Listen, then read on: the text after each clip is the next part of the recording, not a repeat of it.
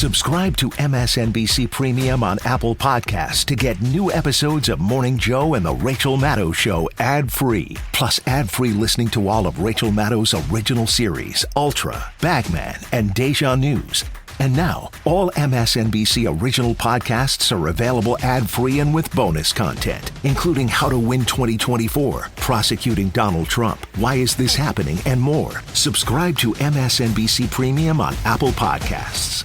When news breaks, go beyond the headlines with the MSNBC app. Watch your favorite shows live. Get analysis from live blogs to in-depth essays and the latest updates on the 2024 election. Go beyond the what to understand the why. Download the app now at msnbc.com/app.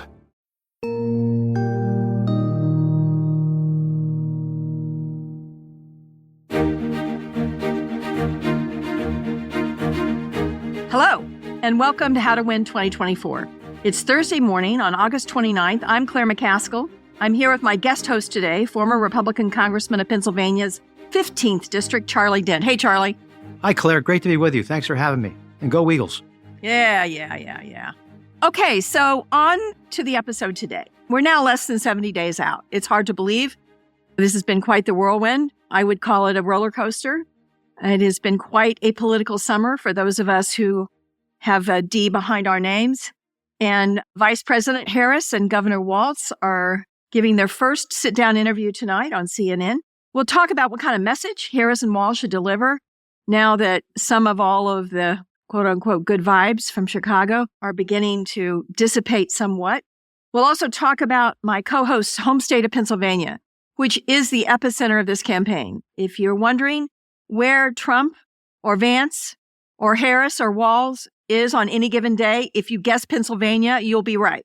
Because almost every day, one of them is in Pennsylvania. It is an incredibly important state in this election. And we're going to talk to Charlie because he knows Pennsylvania like no one else knows Pennsylvania, except maybe my friend Bob Casey. And we're also going to talk a little bit with Trymaine Lee, who is an MSNBC correspondent and host of our sister podcast, Into America, about new reporting coming out of the Democratic Convention on how Black male voters are feeling about this election and whether or not Harris and Walz have something to worry about in that very important part of the Democratic coalition. But first, Charlie, let's talk strategy. We've been in this podcast trying to have a little segment called If I Were in the Room, putting our election expertise on top of what's going on in these campaigns and giving our best advice over what it would take for them to do at this moment in order for them to win in 2024? Well, at least in terms of Pennsylvania, I would have told them they need to run up the score in the Philadelphia media market. That's where probably 40% of all votes in Pennsylvania are.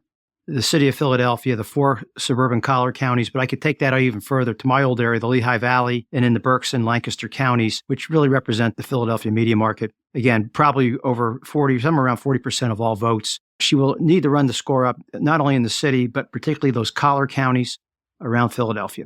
So that would be my main advice. They would also need to spend a lot of time in the Lehigh Valley, particularly Northampton County, which is probably the ultimate bellwether county, not only in the Commonwealth of Pennsylvania, but in the country. That county went for Barack Obama in 2012, Donald Trump in 2016, Joe Biden in 2020. And it went very narrowly in each case. Whoever wins that county will, in all likelihood, win the Commonwealth and in all likelihood, win the presidency. So tell us about that county. Sure. Walk us down the streets of that county, and what is the makeup of that county? Is it suburban, exurban, a mix? What is it? It's a mix. It includes the cities of Bethlehem and Easton. It's part of the greater Lehigh Valley area, which is about 800,000 people. The county's population is probably around 350,000 people right now.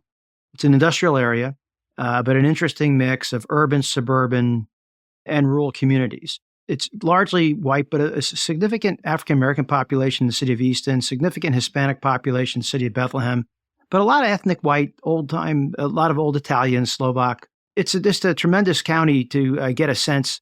It used to be a lot of working-class Democrats there, let's put it that way, many legacy steel families in that area. But it also has a lot of interesting people coming in from New Jersey and New York. It's right on the state line with New Jersey. And there are a lot of people now who commute into New Jersey every day or into New York City even. So that's kind of the county. I wanted to ask you about Pennsylvania and voter fatigue because of the hyper-concentration of resources in Pennsylvania, because of its importance.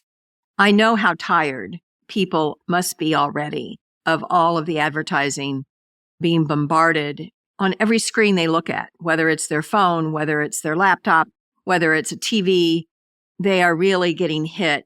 How do you factor that into what these campaigns should be doing? How would you advise them on their messaging in a county like Northampton for the last, especially last 30 days of the campaign?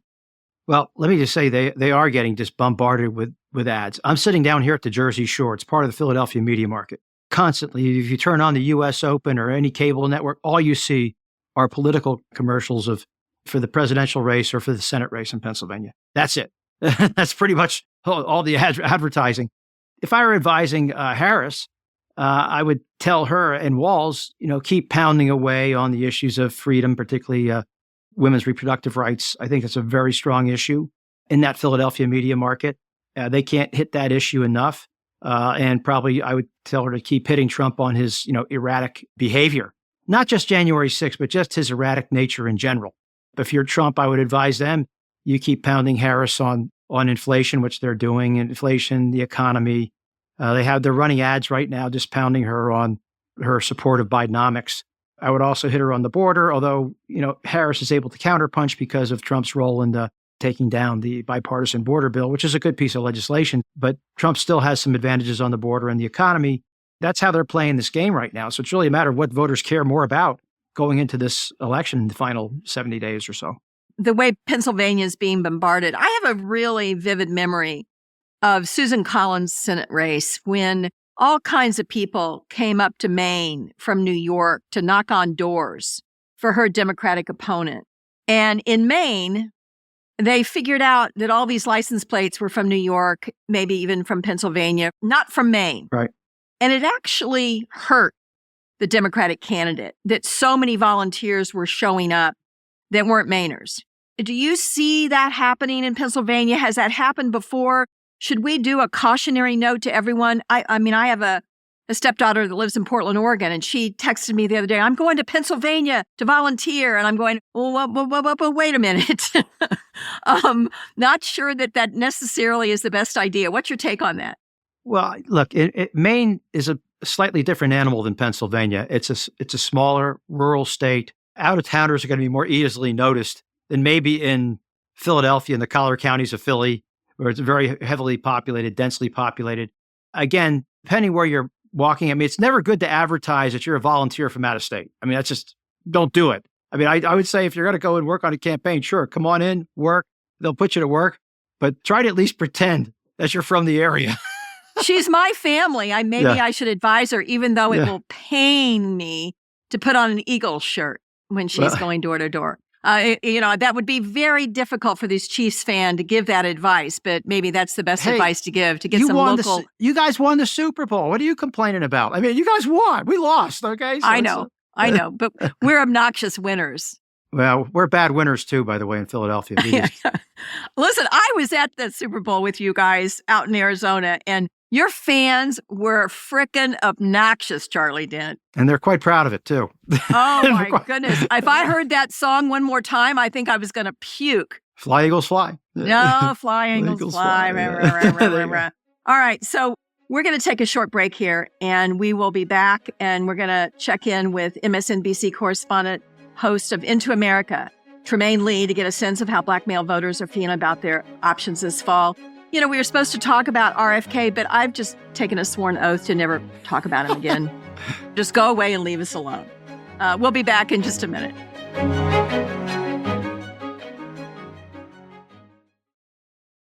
MSNBC's Lawrence O'Donnell. I have an obligation to find a way of telling this story that is fresh, that has angles that haven't been used in the course of the day, to bring my experience working in the Senate, working in journalism, to try to make sense of what has happened and help you make sense of what it means to you.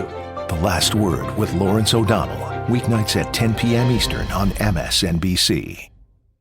It's a new year, but it's the same old, no law, just vibes Supreme Court. I'm Melissa Murray. I'm Leah Littman. I'm Kate Shaw, and we are the hosts of the Strict Scrutiny podcast on Crooked Media, who also happen to be constitutional law professors in our free time. Join us each week as we unpack what's on the docket for the Supreme Court term and break down the latest headlines while still managing a laugh or two. So whether you're a lawyer, a law student, or just trying to make sense of what these cases mean, Strict Scrutiny has got you covered. New episodes out every Monday, wherever you get your podcasts. it's time for some bad decisions.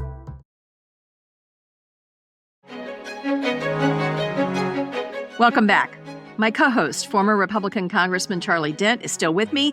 Charlie, now that the excitement of the convention is firmly in the rearview mirror, we want to start looking at how different voting coalitions are feeling as we head into the final months of the campaign. And in the Democratic Party, if the coalitions are not happy, we don't win. It's just that simple. This week, we asked Trymaine Lee to join us to get his perspective on how Black men are feeling, what their concerns are, and whether Harris or Trump are gaining ground, and whether or not they are messaging in a way that is resonating with Black men. He is a Pulitzer Prize and Emmy Award winner, a correspondent for MSNBC, and hosts our sister podcast, Into America. Trymaine Lee, welcome. We're really honored that you joined us today. Oh, thank you so much for having me. The pleasure is absolutely mine. So thank you for having me. So you joined Atlanta-based Black Men Lab in Chicago last week during the convention. Why don't you download what you learned from that? We always do a segment in this podcast if we were in the room. Mm-hmm. I want you to be in the room with the Harris-Walz campaign and tell them what they need to hear. Not what they want to hear, but what they need to hear. Well, first of all, big shout to the Black Man Lab. It's an amazing organization because what they've managed to do is, gather a cross-section of Black men that you rarely would have the opportunity to gather in one room, cross-generational. So you had young guys and older guys and guys in between, cross-class. You had guys who are, working class and lawyers and activists all in one room together. And so the energy already is something unique to see this kind of brotherhood and fellowship and real community. But what you heard in the room was certainly some excitement around VP Kamala Harris assuming the top of the ticket, right? But when you're in these spaces and having the kind of conversations where it is a safe space and Black men are speaking to each other in a way that we don't often do in the open, right? It's kind of family business. There's not just really concern around Kamala Harris. It's the politics more broadly. This idea that even the Democratic Party, you might see politicians when it's time to get their votes, and you might see them in church and their souls to the polls. There's all these other mechanisms that only come around periodically. But a sense that, the politics of America are disconnected at best, and at worst, violent or hostile towards Black men in particular. And so there's this feeling of certainly a number of the men were, relieved that Joe Biden was no longer at the top of the ticket. They just couldn't connect to him or Donald Trump. So there is, again, seeing Kamala Harris, a Black woman, rising to the top of the ticket is one thing. But then beyond that, they were torn because they feel that they're forced in this two-party situation and not truly feeling like either party really either represents them or actually care about them, right? And so there was a lot of that kind of nuance that I think you have to be in the room to experience. You have to go and have those conversations, and still the feeling that far too few politicians are actually going to these communities and have these conversations. Might I just throw something out here? I'm trying to understand, what is motivating a lot of Black men, particularly younger Black men, in terms of how they vote. And one of the, we have obviously racial divides in the country, but it seems to me much of the divides in the country right now are based on educational attainment levels, those with college degrees and those without. And it's very stark. Now Democrats are dominating among those with college degrees and Republicans with those without a degree.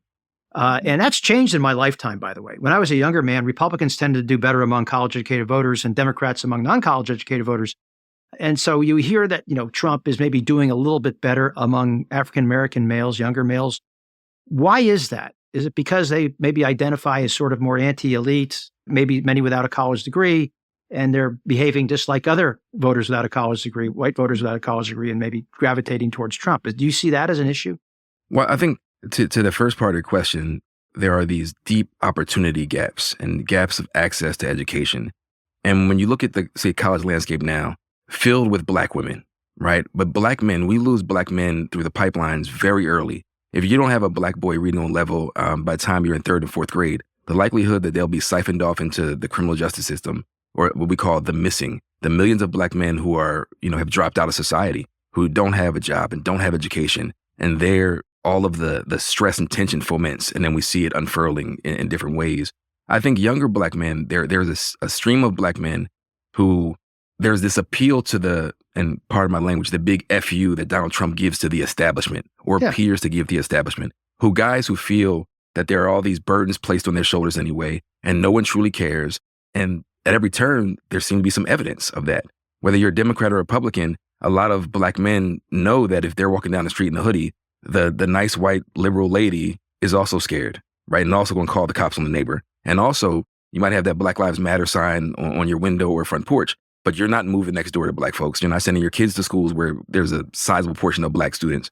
And so I think for a younger generation who don't feel bound to make the better of the worst decisions, right? And so for a number of generations, black folks say, listen, this isn't ideal, but we have to survive another day. And so who is best positioned? And for a very long time, there's been one party that has clearly operated more in the interest of black folks writ large, whether it's from the state hiring black folks. Remember, the state hired like 25% of black folks with jobs. It was from the state.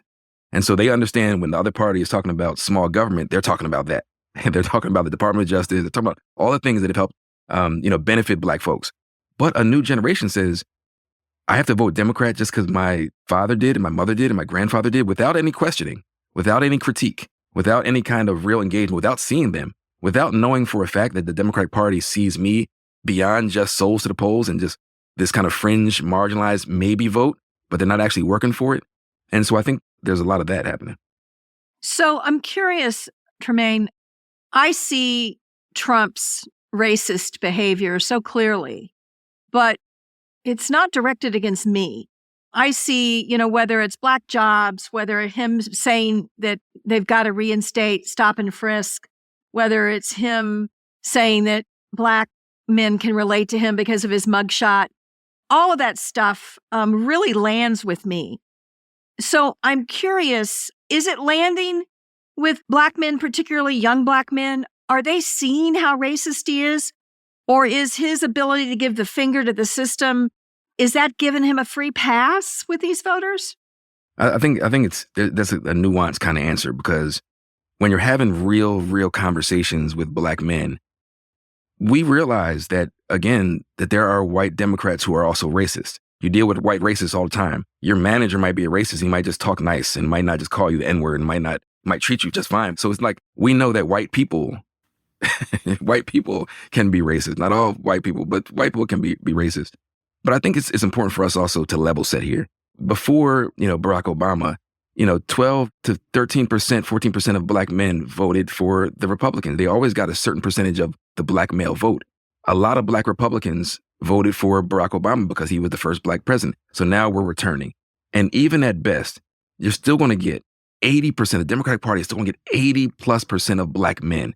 And so part of this conversation I've been having, it's almost like, in basketball, if you lose from a last second shot, you lost the game a long time ago. And so if it requires more than 80+% of any one voting bloc to vote a certain way, if it depends on that, you might be in trouble. And so going back to that idea of these young black folks who, recognize his racism or not, again, it's not the most offensive thing that black men and young black folks have to deal with. You and your hood, you and your bop, you and your music. It's all offensive to a lot of white folks. And so, but I think what we're seeing here is a combination, and there are generational factors here at play. I think there's still a segment of black voters who are going to do the practical, pragmatic thing for not just black Americans, but America, right? So they're voting in a certain interest, and it's not unlike other institutions who haven't found inroads into younger people and younger black people in particular, right? And I think the Democratic Party, and again, that's one thing, when I've been doing these reports across the country, and even among rooms full of black folks, young and old, who say, listen, I'm going to vote for the Democrat no matter what. But here's the conversation. As soon as I put these videos out and social media, there's these hardcore partisans, black and white, who are, these men are ignorant. Don't they understand the threat? And the name calling doesn't work. It forces people further in the corner, but we can't even have a conversation. You have this feeling of beating black men back into place if you have an idea. The idea of equality is maybe folks should be able to have bad ideas. Right. Right. In America, we understand the stakes are too high sometimes to have bad ideas. But the equality of, sometimes we have bad ideas. Are we questioning white men the same way? Are we questioning white women the same way? And so it's just been a very interesting paradigm. But when you talk to these guys, I'm just shocked that the machine isn't saying, wait a second here. First of all, let's change their minds. Let's go there. I did a report out on the east side of Detroit, one of the toughest neighborhoods, with organizations that are on the ground every single day. They are civically engaged. And they're saying that we're so disconnected from the system, it really doesn't matter to us. We need to feed the people. We need to address some of their needs. The folks who are falling through the cracks, right? Who feel the violence of the weight of all the systems, the carceral system and the lack of access to food and trying to take care of their families and their kids the same way anyone else. But no part of the system is really engaging with them besides the actual cogs of the machine. So what issue? I look at Trump wanting to do away with the Department of Education, and I look that as we see the decline of public education, so many of the problems of public education have been centered in urban areas. And clearly we have not done something right in urban areas. I mean, when we have young Black boys reading 2 or 3 grades off level across the board in most urban communities, we have failed. Is that an issue? I mean, if you had to advise them, I know the student loan thing helps, at least in my conversations with young Black voters. A lot of them have been saddled with just untenable student loans, many of which they got and didn't get much for it, candidly. What would be the issue if Kamala was sitting across the table from you right now? What would be the 1 or 2 issues you would say, you've got to really drive this home in your digital ads that are reaching young Black voters? You know, that's a complicated, and I don't want to wade too far into the water of advisor as a journalist, but I would say a couple of things. One, when it comes to the education piece, I think that is a very important, issue. By the time you get to college, that's a class thing, right? Most Black people aren't graduating with 4-year degrees, right? So that's already, and nothing wrong with those of us who have graduated, but it's a different ball game. And when you're talking about, early education and how we're losing young people, and young boys in particular, who aren't arriving, ready to learn necessarily, but by the time you get to education, you're already a few steps behind. One of the biggest issues, and this doesn't always come up specifically, but it's part of the broader umbrella of issue that folks care about, is how many young people are arriving at school hungry, right? Do you feel safe? The march from your house to the school, are you faced by danger of police, danger of criminals, danger of stray bullets, right? So it's never hearing necessarily that the number one issue is early education. But it's like, are we arriving in a space that kids are prepared and healthy enough to learn? And so I think that's a big issue. But the one issue that came up time and time again, I think this is where there is some overlap with some of the appeals from Donald Trump. It's the opportunities to build businesses, the opportunity to, create wealth. And there's this idea that's been churning in our community for a very long time of creating generational wealth. You'll hear it time and time again because that was denied us for so long from the very beginning. And we're still trying to, untether ourselves from all of the strictures that this society has placed around us. Not being able to, own homes, the big red lines drawn around them, all of the segregation, all the things that depleted wealth, even though Black people, helped fuel the growth in this country's wealth. So it's the opportunity gaps. When you talk to young people, they're aspiring to open their own businesses, aspiring to be able to provide for their families and the generation that comes after. And so that's part of the thing. So even when we know the funny business that Donald Trump engaged in, put his name on the stimulus checks, right? And it was held up because he had to get his name on that. And this idea that he is this successful businessman and he might be, crass, but he's successful at business. We know that not to be true. And we know this man failed at every step. But the branding, and a lot of us grew up hearing Donald Trump synonymous with this kind of overconsumption, materialism, and all the things that Americans aspire to. And so that's the piece there. Black men want to be able to take care of their families. And that's the one thing that, again, all of these other forces collude against us in doing, right? Have you been removed from your family because now you're incarcerated, because you're trying to get some money because you didn't have the education? So now you're hustling. As they say, the streets are always hiring. Have you been sidelined from, injury from police violence or community violence, right? And so the stress that Black men feel, because as we know, we are in this kind of gendered society. And as a man, you want to know for a fact that I can protect my family and I can provide for my family. Right? Obviously, our gender roles have evolved and become a little more sophisticated and more equal, but still at its heart, men want to feel like you can do that. And this country hasn't really ever supported us in doing so. And so I think that's kind of undergirding a lot of the politics. So when you say a Democrat might be better off, well, show me how. Because whether it's a Barack Obama or Donald Trump, it's hard for some people to measure how much better or worse their life is because it seems pretty much the same. Can I just say one thing too? In 2020, after George Floyd was killed, crime in Philadelphia really spiked, not just in the downtown business area, but in many areas that are predominantly Black. And, Donald Trump did worse in every county in Pennsylvania, 66 out of 67, compared to 2016, except there's one county he did marginally better in, even though he got crushed there, Philadelphia. And I assumed that a lot of it was driven by the crime issue and that there were many people, enough people.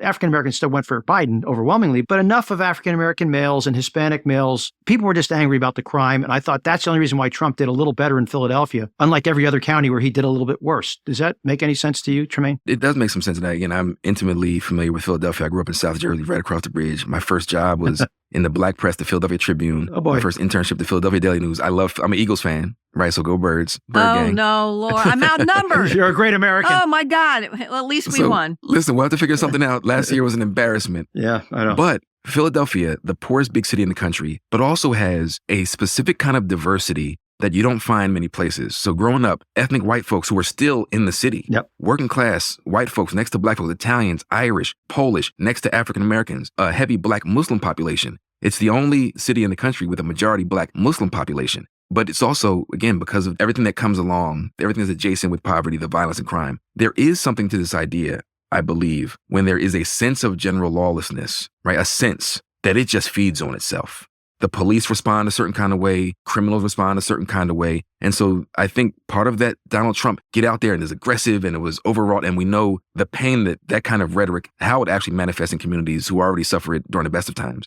And so I think that messaging can work because people do feel it. But in certain communities, they've always felt it. But I think Philadelphia has a certain kind of mix of working class, ethnic whites, and Black folks that I think there is some appeal with that. Well, I will tell you that in my experience, and I have a lot of it, I'm somebody who couldn't have ever won statewide if I hadn't gotten over 90% of the Black vote in Missouri. And I prided myself in not just showing up every 6 years. I will tell you that in my experience, the biggest mistake Republicans make when they come to looking at the Black vote is they somehow characterize it as one-dimensional or two-dimensional, instead as complicated as it is. And they underestimate how knowledgeable the Black community is about who represents them, about what is going on. To this day, if I walked into a grocery store and half the people there in Columbia, Missouri were Black and half were white, the Black people would be more knowledgeable about the issues. They would certainly feel free to come up and talk to me about the issues. They would immediately know who I was. And when I saw that Trump was going to do a campaign on menthol cigarettes, I thought, really, this guy is so underestimating Black men and how thoughtful, and as you have said over and over again, how nuanced this really complicated world is right now when it comes to trying to reconnect with people who have found the door shut just about every corner they came around. I've always said this, that if not for the racism inherent, again, in American politics, but on one side in particular, if you remove the racism, there are a lot of conservative thinking Black people. Yep. Right? But one party has been so bound for so long, not that everyone in the party is a racist, but if you're an avowed racist, you know what side you're going to be on. If you were able to remove that, even issues around the border, right? I've been in New Mexico and Arizona. We can't get to the conversation about any kind of drain or not on the system because of all the racism in the conversation. Right. You can't engage with city issues because we can't have an honest, thoughtful conversation about the realities because we know it's fueled by racism. And so, anyway, menthol cigarettes and, your mugshot, that's not going to do it for Black men. That's not going to do it for Black men. Well, listen, Trymaine, it has been really great to have you today. I am grateful. I think these conversations are incredibly important. And I know you're a journalist, so you can't be in the room, but they'd be lucky to have you in the room. So thank you so much for joining us today. Thank you for having me. I really appreciate it. Trymaine Lee is a Pulitzer Prize and Emmy Award winner and a correspondent for MSNBC News and hosts our sister podcast, Into America. Next up, how Kamala Harris can bring in more conservatives like Charlie Dent. Back in a moment.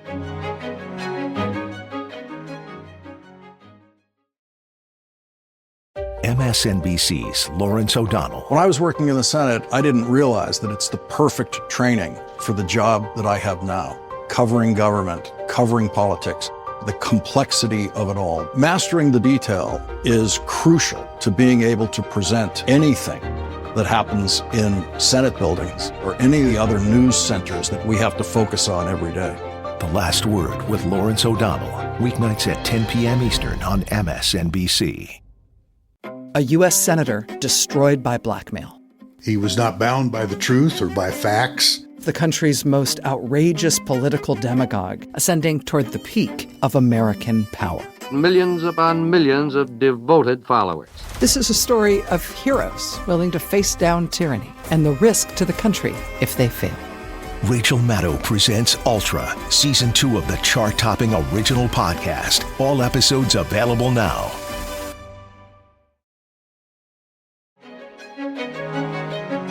Welcome back. Charlie, I want to spend a little bit of time in this last spotlight segment on the Republican Party and disaffected Republicans. But before we get to that, I wanted to briefly hit on the fact that tonight Kamala Harris is doing what they've been yelling at her to do, sitting down for an interview on CNN. She and the vice presidential nominee, Tim Walz, are going to sit down. Give me your 2 cents as to what they should be stressing in the interview tonight and whether you think this is as big a deal as the Republicans have made it. Well, I think Kamala Harris just simply has to come off as being authentic, not make any mistakes, just answer questions, just demonstrate a broad and deep knowledge of the issues that are presented. I think that's what she needs to do, that she can handle things in an unscripted way. That's all this is really about. And again, not make any mistakes. I'd probably advise her to try to keep tacking to the center and, not get too specific on policy.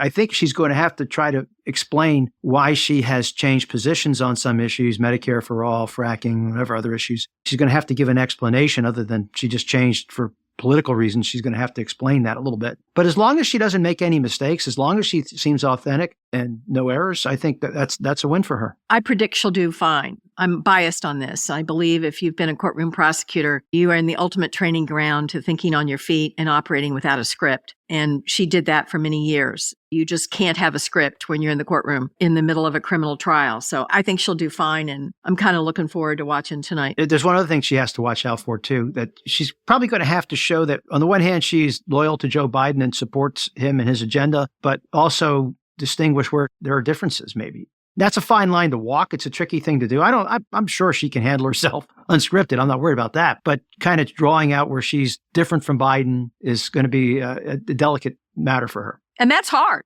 Yeah. That's hard stuff because you don't want to alienate the loyal Biden folks. And we have legions of them in our party for all the right reasons. But you also have to tack to the middle and get those independent voters in those important places like Pennsylvania, Wisconsin, and Michigan. So let's talk about the Republican Party. We had 200 Republican leaders sign a letter. We've had many people that served in his administration refuse to endorse him. What do you think about disaffected Republicans that are rejecting Donald Trump? And what is it? Why isn't Lynn Cheney endorsing Harris? And why aren't Kelly and Mattis and some of those folks and Romney? Why aren't they actually speaking to the specifics of this election, in your opinion? Well, for a variety of reasons. By the way, let me say straight up, in 2016, I was in Congress. I did not support Donald Trump. I said it publicly at the time. I didn't vote for him. I wrote in somebody. And in 2020, I was out of Congress and I publicly endorsed Joe Biden simply because I wanted to get rid of Donald Trump, while acknowledging that there were differences of opinion. This election, I'm not voting for Donald Trump, but I haven't endorsed Kamala Harris either. But I think there are a lot of Republicans right now, who are very disaffected and dispirited. They're unhappy with the direction of the party. The Republican Party is clearly divided. It is not evenly divided, but it is clearly divided. And you might say, well, let's look at that Nikki Haley voter, for example, person like them who tend to be a bit more moderate.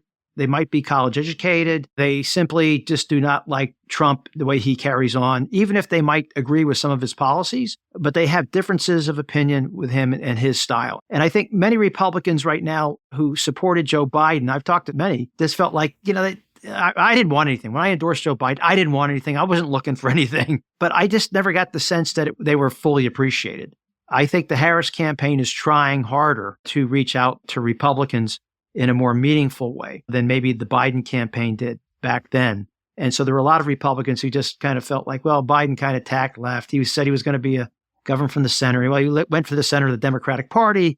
They weren't happy with the rescue plan. They thought it was overspending by hundreds of billions at that time. They were maybe unhappy about the student debt forgiveness and certainly the Afghanistan withdrawal. But it's hard for many people in the Republican Party still are thinking about policy. I mean, I get it. In 2020, I said it wasn't about right or left. It was about right or wrong, that Trump was just wrong in so many ways. But I think we've kind of moved a little bit beyond that debate, that some of these Republicans are still thinking about policy. And while they can't stand Trump, do they really want to go entirely with the Democrats who might pull the country in a direction they don't like? It's a tough thing for many of them right now. I mean, maybe for the Democrats, they win if these Republicans just sit it out. They'd rather have them vote for Harris as opposed to Trump. But if they just don't vote at all, I guess that probably helps the Democratic candidate a little bit. So talk a little bit about our Republican legacy. And I know that my friend Jack Danforth is involved. What is our Republican legacy, and what do you hope to accomplish? And do you feel that if Trump is defeated in November, there's a chance for the policy part of the Republican Party to take hold again, as opposed to the personality part? Yeah, but the whole purpose of our Republican legacy, established by your former Missourian, Jack Danforth, he and Alan Simpson and Bill Cohen were the kind of three ringleaders, and we have many other people who have signed up as well. But our objective is to try to get the Republican Party focused on 5 core principles. And we're also trying to establish that an alternative narrative to MAGA. For too often, those people who have not been happy with Trump and the Republican Party have chosen silence. And I've always said, well, silence is not an alternative. Silence is silence. And that just simply allows Donald Trump and the MAGA argument to predominate. And there's been no pushback. And so we're trying to create that pushback by talking about 5 core principles. The Constitution, we believe in the rule of law. We believe in the peaceful transfer of power. We're for orderly transitions. We found January 6th reprehensible. We're for unity. We think this country is big, it's diverse, and we need to bring people together, not break it apart. We believe in free markets. Now, we're not Luddites. We're not talking about 1850 or 1920s. We're talking about, modern reasonable regulation, but we believe in free markets. We find these tariffs that Trump is talking about is an abomination. And so we also think we have to start, again, talking about some type of fiscal responsibility. And our final principle, I would say, is we want to talk about constructive international engagement, call it peace through strength, but embracing allies, pushing back against ruthless autocrats like Vladimir Putin, and it being more traditional in that sense, maybe in the Dwight Eisenhower sense of what the Republican Party became. From Dwight Eisenhower through Nixon, Reagan, Ford, the Bushes, et cetera, that's where we were. And now we've got this isolationist, protectionist, nativist, and at times nihilistic mentality that's dominating. So we're trying to create this alternative. We're looking beyond 2024. And one thing I like to always point out that we're not telling people how to vote. We're not telling them what to do. But I can tell you that virtually everybody in our group is dispirited or disillusioned with the current direction of the party. So I'm curious, as I look at the organizations that I saw as kind of foundational to the Republican Party when I was in Washington, like folks like the Heritage and Cato to some extent. But I look at all those organizations and they've either been sidelined or they've been totally taken over by MAGA. What I want to hear you talk about is, with J.D. Vance as the VP nominee, let's just assume for a moment that Trump loses. You've got people like J.D. Vance and you've got people like Josh Hawley who make Rand Paul look like a wannabe in terms of their view on some of the policies. I mean, I'm not sure Josh Hawley believes any of it. I don't know about J.D. Vance. It doesn't feel like to me he believes a lot of it. But are there going to be enough people that are so politically ambitious that they try to keep the MAGA majority and the Republican Party superior to the folks you're talking about who believe in free markets and free trade and fiscal responsibility and smaller government and all the things that traditionally I think of as the Reagan Republican Party? Yeah, and I also like to throw in the term social tolerance, that we should be more tolerant socially. Look, I was really disturbed by the Vance pick. I thought, why would he select the chairman of the Ukraine Surrender Caucus, Russia Appeasement Caucus, to be the vice presidential running mate? I just thought that was really stunning for me. I'm not sure that a lot of these folks believe what they're selling. I mean, these are people who are highly educated, many Ivy League educated, and they're talking what I'd consider to be populist nonsense. That is a dead end. And I think over time, they're going to figure that out. There's no future in this because what they're trying to do is shrink the party. They're not trying to reach out to people who are a little bit different than they are. They just want to double down on the people that they think Trump has. And look, Trump is the leader of a movement. A lot of people support Trump because they like Trump. I mean, you can argue about whether he has charisma, but he has an appeal to people. And this charisma he has is not necessarily transferable, say, to Ron DeSantis or to, pick your favorite MAGA wannabe. I don't think it's transferable. So once Trump is off the stage, if that ever happens, I think that we're going to have a real fight within this party about what the direction should look like. Because I can make a very strong case that the party has seen nothing but defeat since 2016, since Trump took over. Look what happened in 2018. House goes away. The 2020, you lose the presidency and you lose the Senate. 2022, Republicans significantly underperform. And we've seen nothing but defeat and a shrinking of the base and no appeal to more moderate voters. Ironically, the one thing that I was the last pro-choice Republican in the House of Representatives, I got to tell you, I'm staggered that Trump is now trying to moderate on the abortion issue. Right. I mean, I think it's the right thing to do, but I mean, he's obviously not the right messenger given, how transactional. What he did. What is even more funny about the whole thing is I was just reading the other day that some evangelicals are really upset that Trump is so unprincipled on abortion. I said, well, yeah, he's the most transactional guy on the planet, and you kind of deal with him. And now you're shocked that he's betraying you on this issue. But the point is, Trump did everything he could to overturn Roe v. Wade. Now he's trying to moderate. I think the party does need to moderate on the issue, but again, the wrong messenger. So the party's kind of in a funky place on a number of issues, whether it's on spending or even on abortion. And then you have these guys look at what these state guys are doing on IVF and on the abortion question, even though I think most Republicans in Washington realize these are just losing issues for the party. Yeah, and it is really fascinating to me because as somebody who's been steeped in Missouri politics as long as I have, I mean, the Republican primary ads, we had lots of primaries in Missouri for governor, for, all the statewide races. I mean, these primary ads, Charlie, you would not have believed how crazy they were. I mean, nutty. Yeah, I would. And they are going so far into the darkness in terms of where they are. And of course, our state, the government tells a rape victim she has to give birth to a rapist child. And they were not willing to even change that in the last session after Roe v. Wade was overturned. So it's very, very extreme. It'll be fascinating to see how this works going forward. And it has been great having you today. I admire you for a lot of reasons, but one of the reasons is that you maintain some moderation on issues that was very difficult for you to do in your party. I have walked down that path before, and sometimes there are a lot of landmines, and you survived all those landmines and have lived to tell about it. So good on you. Well, look, I went through 13 elections in my life, 7 for Congress. I have to say I'm 13-0, undefeated and unindicted. Listen, it's been great having you here today. Thank you so much. And we appreciate you taking the time to visit with us today. And we'll circle back again, I hope, before the election or maybe after. Very good. Thank you, Claire. Thanks for joining us for today's installment of How to Win 2024. And a big thanks to my co-host today, former Republican Congressman of Pennsylvania's 15th, Charlie Dent. Before we head out, I want to remind you about MSNBC Premium. It's a special subscription offering on Apple Podcasts. When you subscribe, you'll get new episodes of How to Win 2024 and all of MSNBC's original podcasts ad-free, plus exclusive bonus content every month. Subscribe to MSNBC Premium on Apple Podcasts right from your phone or whatever device you're listening on right now so you don't miss a beat. This episode was produced by Max Jacobs and Vicky Vergolina. Jamaris Perez is our associate producer. Catherine Anderson is our audio engineer. Our head of audio production is Bryson Barnes. Aisha Turner is the executive producer for MSNBC Audio, and Rebecca Cutler is the senior vice president for content strategy at MSNBC. Search for How to Win 2024 wherever you get your podcasts and follow the series.